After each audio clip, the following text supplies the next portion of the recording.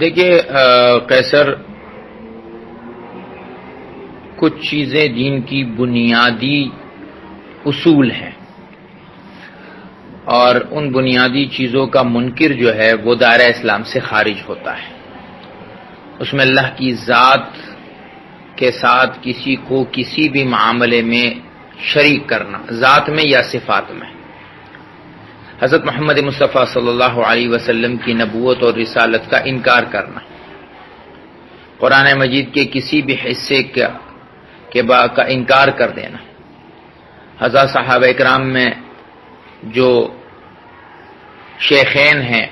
ان کی صحابیت کا انکار کرنا، حضرت محمد صلی اللہ علیہ وسلم کی ناموس، آپ کی ازواج مطہرات کے بارے میں بیہودہ الفاظ کہنا۔ تو اگر کوئی شخص چاہے وہ نام کچھ بھی رکھے، چاہے سنی رکھے، چاہے شیعہ رکھے، چاہے کوئی بھی نام رکھے، اگر وہ ان بنیادی چیزوں میں سے کسی چیز کا قائل ہے کہ وہ اللہ کے ساتھ کسی کو شریک مانتا ہے یا اللہ کی ذات اور صفات میں کسی کو شریک مانتا ہے،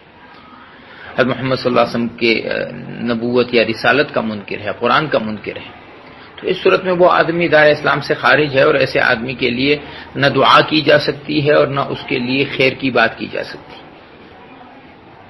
ایک آدمی وہ ہے جو ان تمام چیزوں کو مانتا ہے لیکن وہ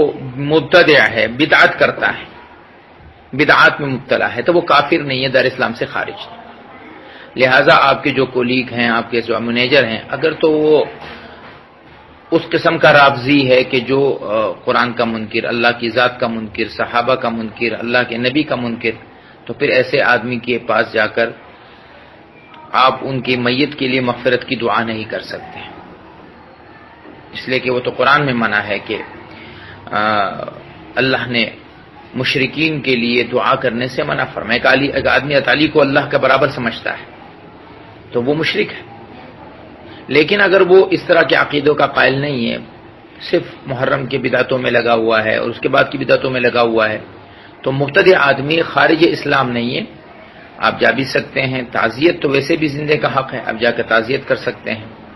اور اللہ سے دعا کر سکتے ہیں کہ اللہ ان کی میت کی مغفرت فرما دے، جو غلطیاں ان سے زندگی میں ہوئی اللہ ان کو معاف فرما دے۔